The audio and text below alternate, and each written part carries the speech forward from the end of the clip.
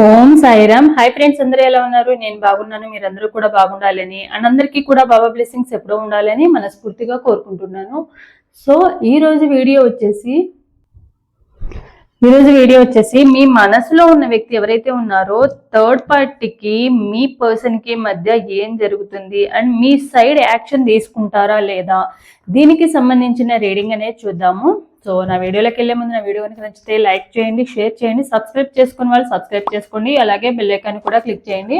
అప్పుడే నేను చేసే న్యూ వీడియోస్ ఒక నోటిఫికేషన్ అనేది వస్తుంది. అలాగే ఎవరికైనా పర్సనల్ రీడింగ్స్ కావాలంటే కనుక స్క్రీన్ మీద ఉన్న వాట్సాప్ నెంబర్కి వాట్సాప్ మెసేజ్ చేయండి, కాల్స్ మాత్రం చేయకండి. అండ్ రీడింగ్ అనేది చార్జబుల్. ఇంట్రెస్ట్ అండ్ నమ్మకం ఉన్న వాళ్ళు మాత్రమే కాంటాక్ట్ అనేది అవ్వండి. సో వీడియోలోకి వెళ్దాము. ఒకసారి డీప్ బ్రీత్ తీసుకోండి. డీప్ బ్రీత్ తీసుకుని మీ నేమ్స్ అండ్ మీ పార్ట్నర్ నేమ్స్ అనేవి తలుచుకోండి. అలాగే ఇంటి పేర్లు ఉంటే ఇంటి పేర్లతో సహా అండ్ డేట్ ఆఫ్ బర్త్ ఉంటే డేట్ ఆఫ్ బర్త్ తో సహా తలుచుకోండి. అప్పుడే ఎనర్జీస్ అనేవి అక్యురేట్ గా కనెక్ట్ అవుతాయి. అండ్ ఇది ఒక జనరల్ రీడింగ్, ఎవరి పర్సనల్ రీడింగ్ నేను ఇక్కడ తీయట్లేదు. ఎవరి ఎనర్జీస్ అయితే ఈ రీడింగ్ లో 60 to 70% లో మీ లైఫ్ లో జరిగినట్టు ఈ రీడింగ్ లో ఉంటే గనక మీ ఎనర్జీస్ అనేవి కనెక్ట్ అయినట్టు. సో దానిని దృష్టిలో పెట్టుకోండి. ఒకవేళ మీ ఎనర్జీస్ కనెక్ట్ అవ్వకపోతే కనుక ఇది ఒక జనరల్ రీడింగ్ గా తీసుకోండి. సో చూద్దాము. మీ మనసులో ఉన్న వ్యక్తికి థర్డ్ పార్టీకి మధ్య ఏం జరుగుతుంది, ఫస్ట్ మీ మనసులో ఉన్న వ్యక్తికి థర్డ్ పార్టీకి మధ్య ఏం జరుగుతుంది అనేది చూద్దాము. తర్వాత మీ వైపు ఎలాంటి యాక్షన్ తీసుకుంటారు అనేది కూడా చూద్దాం మనం. Queen of Pentacles, Queen of Cups,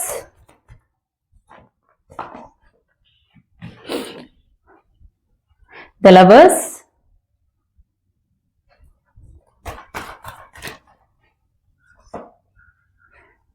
Four of Pentacles, Five of Pentacles, the Chariot, Page of Cups, Knight of Pentacles, Ten of Cups, Page of Wands, King of Pentacles, Six of Swords, Seven of Pentacles, Four of Swords, the Death, Nine of Pentacles. So చూద్దాము. First అసలు మీ partner కి and third పార్టీకి మధ్య అసలు ఏం జరుగుతుందనే చూద్దాము.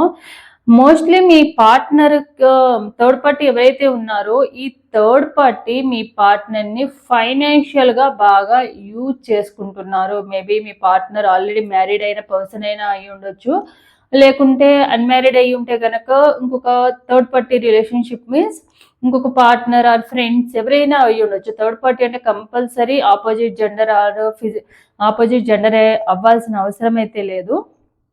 Friends అవ్వచ్చు, ఫ్యామిలీ మెంబర్స్ అవ్వచ్చు, mother or sister or brother and father ఇలా కూడా అవ్వచ్చు, ఫ్రెండ్స్ కూడా అవ్వచ్చు. అండ్ అలాగే వేరే థర్డ్ పర్సన్ కూడా అయి ఉండొచ్చు, రిలేషన్షిప్ లో ఉన్న వాళ్ళైనా అయి ఉండొచ్చు.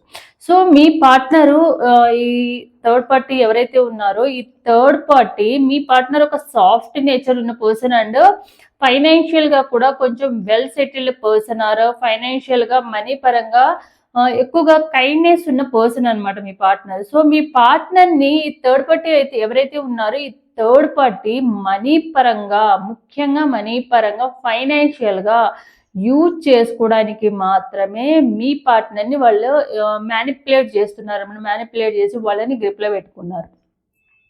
సో దానికి వాళ్ళు ఫిజికల్ గా కానివ్వండి, లేకుంటే లవ్ అనేది చూపించడము, వీళ్ళని అట్రాక్ట్ చేయడము, ఇలాంటివన్నీ చేస్తూ ఉన్నారు. సో మేబీ మీ పార్ట్నరు మీ థర్డ్ పార్టీ కొంచెం చూడడానికి బ్యూటిఫుల్ గా ఆర్ హ్యాండ్సమ్ గా ఉండొచ్చు. సో దానివల్ల ఏంటంటే వీళ్ళు అట్రాక్ట్ అయ్యారు. వాళ్ళ తీయటి మాటలకి వాళ్ళు అట్రాక్ట్ అయ్యి వాళ్ళని బాగా ఇన్ఫ్లుయెన్స్ అయిపోయారనమాట. వాళ్ళు ఏం చెప్పినా కూడా వినే విధంగా ఉన్నారు మీ పార్ట్నర్ ఎవరైతే ఉన్నారో. సో వీళ్ళు చక్కగా ఏంటంటే వీళ్ళకు ఏవైతే ఉన్నాయో అంటే వాళ్ళు ఫిజికల్ గా కానివ్వండి, వాళ్ళు మాట తీరు కానివ్వండి, వీళ్ళని అట్రాక్ట్ చేసుకుని వీళ్ళ ద్వారా మనీ అనేది వీళ్ళు ఖర్చు పెట్టేలాగా చేసుకుంటున్నారు. బట్ మీ పార్ట్నర్‌కి ఆ విషయం తెలియట్లేదు. వీళ్ళేమనుకుంటున్నారంటే మీ పార్ట్నరు వాళ్ళు చూపించేది real love and real attraction అవుతున్నారు. రియల్‌గా నా కోసం చేస్తున్నారు అండ్ ఫిజికల్‌గా కూడా నాకు హ్యాపీనెస్ ఇస్తున్నారు అన్న ఫీలింగ్‌లో మీ పార్ట్నర్ ఉన్నారే తప్ప అక్కడ వాళ్ళు వాళ్ళ హ్యాపీనెస్ కోసము, వాళ్ళ మెటీరియలిస్టిక్ లైఫ్ కోసమని మీ పార్ట్నర్‌ని యూజ్ చేసుకుంటున్నారనేదైతే వాళ్ళు గ్రహించలేకపోతున్నారు.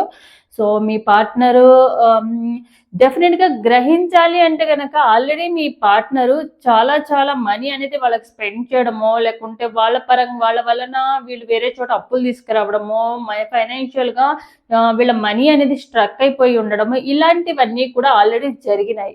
అండ్ వీళ్ళు ప్రెజెంట్ ఇప్పుడు ఏంటంటే మీ పార్ట్నర్ సిచ్యువేషన్ ఎలా అయిందంటే వీళ్ళకి వలన వీళ్ళ ఫైనాన్షియల్ స్టేటస్ కూడా పడిపోయిందనమాట. ఒకప్పుడు చాలా బిందాస్‌గా ఉండే మీ పర్సన్ కూడా ఫైనాన్షియల్‌గా ఇప్పుడు ఇంకొకళ్ళ దగ్గర నుండి ఎక్స్‌పెక్ట్ చేసి ఆశించే విధంగా ఉన్నారనమాట. ఇంకొకళ్ళు అడుక్కునే స్టేజ్‌లో ఉన్నారు మీ పార్ట్నర్.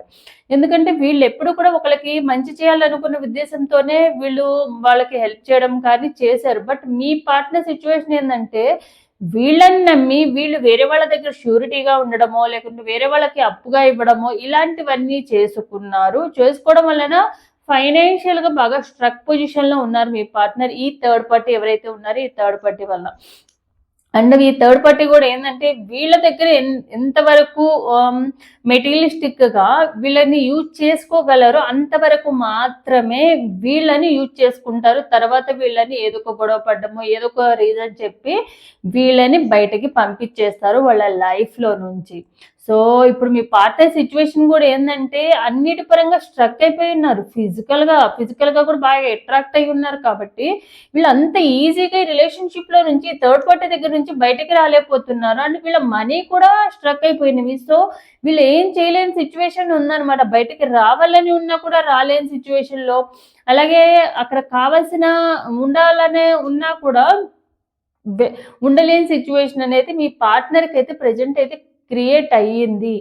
సో, వాళ్ళు చూపించిన ఎమోషనల్‌గా చూపించిన ప్రేమనేది ఏదైతే ఉందో వీళ్ళు రియల్‌గా అనుకుని వీళ్ళు రియల్‌గా నిజమే అనుకుని వీళ్ళు ఆ సిట్యుయేషన్‌లోకి వెళ్ళిపోయారనమాట. వీళ్ళు రియలైజ్ ఇప్పుడిప్పుడే కొంచెం కొంచెంగా వీళ్ళకి రియలైజేషన్ అవుతుంది. అంటే మేబీ వీళ్ళ సిట్యుయేషన్స్ కానివ్వండి, వాళ్ళు ఎప్పుడు మనీ పరంగా వీళ్ళని ఎప్పుడు కూడా ఏదో ఒకటి ఆశిస్తూ ఉండడము, మెటీరియలిస్టిక్‌గా వీళ్ళని గిఫ్ట్ రూపంలో అడగడము, లేకుంటే ఏదో ఒకటి కొనిపించమని, లేదా ఏదో ఒకటి ప్రాబ్లమ్ అని ఒకదాని తర్వాత ఒకటి ఎప్పుడు ఏదో ఒక ప్రాబ్లమ్ ఉందని చెప్పడము, వీళ్ళని ఆల్రెడీ వీళ్ళ కైండ్‌నెస్ చూసి వాళ్ళు ఎమోషనల్‌గా ఎక్కువగా బ్లాక్‌మెయిల్ చేస్తూ ఉంటారనమాట వీళ్ళని. సో, నా ప్రాబ్లమ్ ఇది, నా పరిస్థితి ఇది, ఇట్లా చెప్పుకుంటూ నాకంటూ ఎవరు లేరు అన్నట్టుగానే వీళ్ళు వాళ్ళని ఎమోషనల్ బ్లాక్‌మెయిల్ చేస్తూ, ఆ ప్రేమ లేని ప్రేమను చూపిస్తూ, ఈళ్ళు అదే నిజమైన ప్రేమ అనే విధంగా వీళ్ళని మభ్యపెడుతున్నారనమాట. మ్యానిప్యులేట్ చేస్తున్నారు. వీళ్ళ ఇన్‌ఫ్లూయెన్స్‌లోకి వీళ్ళెళ్ళిపోయారనమాట. సో, మీ పార్ట్నర్ ఏందంటే ఈ థర్డ్ పార్టీ ఎవరైతే ఉన్నారో ఈ థర్డ్ పార్టీ చూడడానికి చాలా అంటే చాలా మందిలో ఏందంటే చాలా అందంగా ఉండడమో, లేకపోతే చాలా అట్రాక్టివ్ లుక్‌తో ఉండడమో, వే ఆఫ్ టాకింగ్‌లో అట్రాక్ట్ చేసుకోవడమో, ఇలాంటి మెంటాలిటీ ఉన్న పర్సన్. సో, దానివల్ల ఏందంటే ఈళ్ళని వదిలిపెట్టాలని ఉన్నా కూడా వదులుకోలేని సిట్యుయేషన్. అంటే అడిక్ట్ అయిపోయారు మీ పార్ట్నర్ ఈ థర్డ్ పార్టీకి. ఈ థర్డ్ పార్టీకి అడిక్ట్ అయిపోవడం వలన అటు ఏం చేయాలో అర్థం కావట్లా. ఇటు కోపం వచ్చినా కూడా కోపాన్ని చూపించలేకపోతున్నారు. అలానే బయటికి రావాలన్నా కూడా బయటికి రాలేని సిట్యుయేషన్‌లో ఉన్నారు కాబట్టి ప్రెజెంట్ వాళ్ళు సైలెంట్‌గా ఉండడము. సో, ఏం జరుగుతుందా అని ఆలోచించుకుంటూ ఉండము. జరిగిపోయిన దాంట్లో వాళ్ళకి మోసపోయారన్నదైతే వాళ్ళు తెలుసుకున్నారు ఆల్రెడీ. సో, ఫైనాన్షియల్‌గా ఇప్పుడు ఏం చేయాలనేది కూడా వాళ్ళకి అర్థం కావట్లేదు. ఎందుకంటే వీళ్ళ వలన వీళ్ళు వేరే వాళ్ళకి మనీ అప్పుగా ఇవ్వడమో, ష్యూరిటీ ఉండడమో, ఆ మనీ స్ట్రక్ అయిపోయి వీళ్ళకి అనవసరంగా లేనిపోని ప్రాబ్లమ్స్‌లో ఇరుక్కుపోయారనమాట.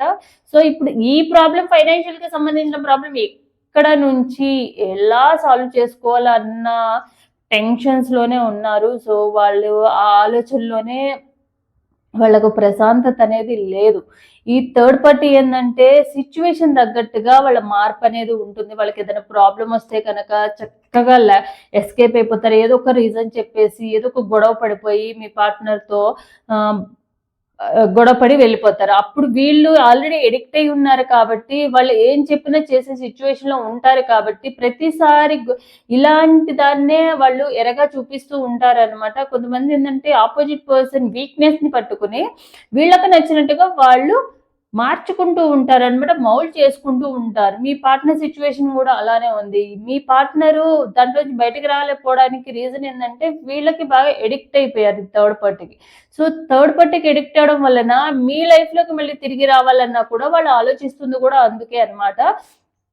ఎప్పుడు కూడా ఈ థర్డ్ పార్టీ ఏంటంటే వీళ్ళ నుండి ఏదైనా మెటీరియలిస్టిక్ ఏదైనా కావాలి అంటే కనుక వాళ్ళతో గొడవ పడ్డమో లేకుంటే వాళ్ళతో అలగడమో ఏదో ఒకటి చేసి వాళ్ళని దూరంగా పెట్టడం వలన వీళ్ళు ఆల్రెడీ ఎడిక్ట్ అయిపోయి ఉన్నారు కాబట్టి ఆ ఎడిక్షన్ వల్ల ఏంటంటే సో వీళ్ళకి దూరంగా ఉండలేరు కాబట్టి సో నువ్వు వెళ్ళాలి, వాళ్ళకి ఏదో ఒకటి చేయాలి, వాళ్ళకి ఇష్టం లేకపోయినా వాళ్ళు అప్పు చేసైనా కూడా వాళ్ళకి కావాల్సిన మెటీరియలిస్టిక్ లైఫ్ అనేది వాళ్ళకి ఇస్తూ వచ్చారు. సో దాన్ని వాళ్ళు ప్లస్ చేసుకున్నారు. సో వీళ్ళకి ఇంకా వేరే గతి లేదు నేను తప్ప. సో నేను వాళ్ళని మ్యానిపులేట్ చేసేసాను, వాళ్ళని నా గ్రిప్ లో పెట్టేసుకున్నాను కాబట్టి నేను కూర్చోమంటే కూర్చుంటారు, నించోమంటే నించుంటారు, నేను వద్దంటే వెళ్ళిపోతానంటే మళ్ళీ నా కాళ్ళ దగ్గరికి వస్తారు అన్న ఫీలింగ్ అనేది ఈ పార్ట్నర్ కి ఎవరైతే థర్డ్ పార్టీ ఉన్నారో థర్డ్ పార్టీకి ఉందన్నమాట. సో అలానే వీళ్ళని వాళ్ళ గ్రిప్ లో పెట్టుకుని చక్కగా పైకి నటిస్తూ లోపల వాళ్ళ లైఫ్ లో వాళ్ళు సెటిల్ అవ్వాలి, వాళ్ళ ఫ్యామిలీ మెంబర్స్ సెటిల్ అవ్వాలి, ఈ విధంగా ఆలోచించుకుని మెటీరియలిస్టిక్ లైఫ్ కోసమని వాళ్ళ ఫిజికల్ గా రిలేషన్షిప్ ని కంటిన్యూ చేస్తున్నారు అనమాట. ఏదైతే వాళ్ళ బాడీని చూపించి వాళ్ళు ఎదుటి వాళ్ళని అట్రాక్ట్ చేసుకుంటున్నారు. సో ఏంటంటే ఏదో ఒక టైంలో వీళ్ళకన్నా బెటర్ పర్సన్ ఎవరైనా వస్తే కనుక డెఫినెట్ గా వీళ్ళు వెళ్ళిపోవడానికి కూడా వాళ్ళు ఆలోచించారు అనమాట ఈ థర్డ్ పార్టీ గురించి. అండ్ ఆల్రెడీ వీళ్ళ థర్డ్ పార్టీ ఎవరైతే ఉన్నారో ఆల్రెడీ థర్డ్ పార్టీ లైఫ్ లో ఇంకొక పర్సన్ కూడా ఉన్నారనమాట. మీ పార్ట్నర్ కి థర్డ్ పార్టీకి మధ్య ఇంకొక థర్డ్ పార్టీ కూడా ఉన్నారు. వాళ్ళు వీళ్ళకన్నా చిన్న వాళ్ళు కూడా ఇలానే వీళ్ళకి లాగానే వాళ్ళని కూడా అట్రాక్ట్ చేసుకోవడానికి ప్రజెంట్ ఆ పనిలోనే ఉన్నారు ఈ థర్డ్ పార్టీ అనమాట. సో వీళ్ళిద్దరికి మధ్య ఏంటంటే ఇలాంటి సిచ్యువేషన్ ఉంది. ఎలాంటి సిచ్యువేషన్ అంటే మీ పార్ట్నర్ బయటికి రాలేరు, అలానే అక్కడే ఉండలేని సిచ్యువేషన్, ఎడిక్ట్ అయిపోయారు కాబట్టి ఆ ఎడిక్షన్ లోనికి బయటకు రావడానికి అయితే టైం పడుతుంది డెఫినెట్ గా. ఎందుకంటే ఆల్రెడీ ఇంకొక పర్సన్ తన థర్డ్ పార్టీ లైఫ్ లోకి ఎంటర్ అయ్యారు కాబట్టి వీళ్ళిద్దరి మధ్య మిస్అండర్స్టాండింగ్స్ రావడము, మీ పార్ట్నర్ వాళ్ళ గురించి తెలుసుకున్నాక మాత్రమే ఈ రిలేషన్షిప్ లో నుంచి కానీ ఈ థర్డ్ పార్టీ నుంచి కానీ బయటకు రావడం అయితే జరుగుతుంది. సో చూద్దాము మీ విషయంలో ఎలాంటి యాక్షన్ తీసుకుంటారనేది కూడా చూద్దాము.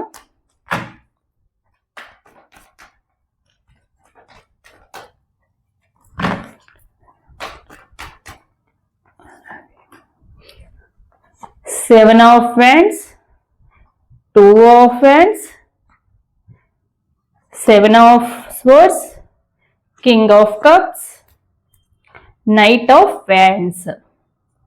సో డెఫినెట్ గా యాక్షన్ తీసుకుంటారు కానీ ఇప్పుడు కాదు, ఎప్పుడైతే వాళ్ళలో ఈ థర్డ్ పార్టీ గురించి కంప్లీట్ గా తెలిసి వీళ్ళు రిలేషన్షిప్ పరంగా కూడా ఫైనాన్షియల్ గా మోసం చేస్తున్నారు, మనీ పరంగా మోసం చేస్తున్నారు అయితే వాళ్ళకి ఆల్రెడీ అర్థమయ్యింది. బట్ ఏంటంటే రిలేషన్షిప్ పరంగా కూడా వాళ్ళు మోసం చేస్తున్నారు, ట్రూగా జెన్యున్ గా లేరని అర్థమైన రోజు డెఫినెట్ గా మీ దగ్గరికే వస్తారు.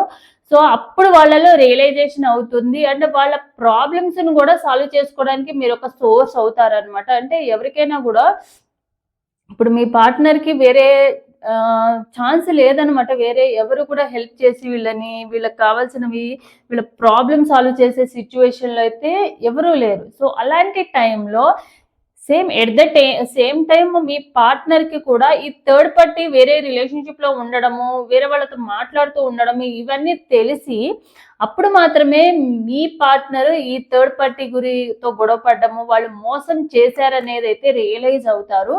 అప్పటి వరకు ఫైనాన్షియల్ గానే కదా, సో ఓకే వీళ్ళని ఎడిక్ట్ అయిపోయారు కాబట్టి వాళ్ళని ఆ ఎడిక్షన్ లో నుంచి బయటకు రాలేకపోతున్నారు. సో వీళ్ళకు కూడా ఫైనాన్షియల్ గా అస్సలు ప్రశాంతత లేదు. బట్ వీళ్ళు ఏదైతే రిలేషన్షిప్ పరంగా ఏదైతే మోసం చేస్తారో అప్పుడు మాత్రమే వీళ్ళలో మీ పార్ట్నర్ లో రియలైజేషన్ అయితే వస్తుంది. అప్పటి వరకు కొంచెం వెయిట్ చేయాల్సింది. అప్పుడే మీ వాల్యూ తెలుసుకుని మీరు చూపించిన ప్రేమ కానీ ఎఫెక్షన్ కానీ వాళ్ళ లైఫ్ లో ఎంతగా మార్చి ఎలాంటి స్టేజ్కి తీసుకొచ్చిందని అయితే వాళ్ళకి రియలైజేషన్ వస్తుంది. సో అప్పుడు కంపల్సరీ మీ లైఫ్లోకి డెఫినెట్గా వస్తారు. రావడమే కాకుండా వాళ్ళకి వేరే దారి కూడా లేదనమాట. సో మీరు చూపించిన ప్రేమకి, ఇక్కడ థర్డ్ పార్టీ చూపించిన ప్రేమకి, మీరు చూపించిన కేరింగ్ అండ్ ఎఫెక్షన్‌కి, ఈ థర్డ్ పార్టీ చూపించిన మోసానికి కానీ వాళ్ళు రిగ్రెట్ ఫీల్ అవుతారు. ఈవెన్ మీకు క్షమాపణ చెప్పుకొని మీ లైఫ్‌లోకి తిరిగి రావడము, ఆల్రెడీ బ్లాక్ చేసుకునుంటే బ్లాక్‌లో నుండి తీయడము, ఇలాంటివన్నీ కూడా చేస్తారు. ఈగో అండ్ యాటిట్యూడ్ ఏదైతే ఉందో మీ విషయంలో, ఎందుకంటే థర్డ్ పార్టీ దగ్గర వీళ్ళు ఈగో అండ్ యాటిట్యూడ్ చూపించరు. ఓన్లీ మీ దగ్గర మాత్రమే చూపిస్తూ ఉంటారు కాబట్టి ఆ ఈగో అండ్ యాటిట్యూడ్ కూడా మార్చుకుని మరి వస్తారు. వచ్చిందే కాకుండా వాళ్ళు ఫైనాన్షియల్ హెల్ప్ కూడా అడుగుతారు. ఎందుకంటే వాళ్ళకి వేరే ఆప్షన్ లేదనమాట. మీరే అన్ని రకాలుగా హెల్ప్ చేయగలరు. ఎందుకంటే మీరు వాళ్ళని అంత ప్రేమించారు కాబట్టి, అంత లవ్ అండ్ ఎఫెక్షన్ వాళ్ళ మీద ఉంది కాబట్టి, సో సొల్యూషన్ మీ దగ్గరే ఉంది కాబట్టి మీ దగ్గరికే రావాలని అయితే అనుకుంటున్నారు. బట్ ఏంటంటే మీరు రాగానే యాక్సెప్ట్ చేయరన్న విషయం కూడా వాళ్ళకి తెలుసు. ఎందుకంటే వాళ్ళు కొన్ని వందల మాటలు మీ మీద అన్నారు, అబ్యూస్ చేశారు, రాంగ్ వర్డ్స్ మాట్లాడారు, తిట్టేశారు. అది కూడా రీజన్ లేని వాటికి. మీ తప్పు చేయని వాటికి మిమ్మల్ని బ్లేమింగ్ చేసి మరీ వాళ్ళు వెళ్ళిపోయారంటే మళ్ళీ ఆ మాటలన్నీ మీరు అడుగుతారని తెలుసు. సో అడగడం వల్ల, సో మీకు చేసిన దాని వల్లే వాళ్ళకి వీళ్ళ వీల్ ఆఫ్ ఫార్చ్యూన్ అంటే వీళ్ళ అదృష్టము రివర్స్ అయ్యింది. ఇప్పుడు ఒకప్పుడు వీళ్ళే నలుగురితో మాట్లాడుతూ, వీళ్ళే నలుగురికి జాబ్స్ కానివ్వండి, ఏదైనా పని పడిపించడం కానీ అన్నిట్లో కూడా 10 మందికి అన్నం పెట్టే చేతులల్లా ఇప్పుడు 10 మందిని అడిగే చేతుల్లోకి వస్తుందంటే ఓన్లీ మీకు చేసిన మోసానికి మాత్రమే అన్న ఫీలింగ్ అయితే మేబీ కర్మ అనేది ఏదో ఒక రూపంలో రిటర్న్ వస్తుంది అని అయితే మీ పార్ట్నర్ అయితే రియలైజ్ అవుతారు. సో అప్పుడు డెఫినెట్గా మీ పార్ట్నరు మీరు ఎలా కోరుకుంటున్నారో మీ పార్ట్నర్లో మార్పు అలా వాళ్ళ లైఫ్లోకి మీ లైఫ్లోకి వస్తారనమాట. సో ఇదనమాట ఈరోజు రీడింగ్ అనేది. సో ఎవరికైతే రీజనేట్ అవుతుందో తప్పకుండా లైక్ అండ్ కామెంట్ రూపంలో క్లైమ్ చేసుకోండి. అలాగే లైక్ పక్కన హైప్ అనే ఆప్షన్ వస్తుంది. సో నా వీడియో హైప్ చేస్తే కనుక ఇంకొంతమందికి ఛానల్ పరంగా కూడా గ్రో అవుతుంది అనమాట. సో సపోర్ట్ చేయండి. So thanks for watching my video.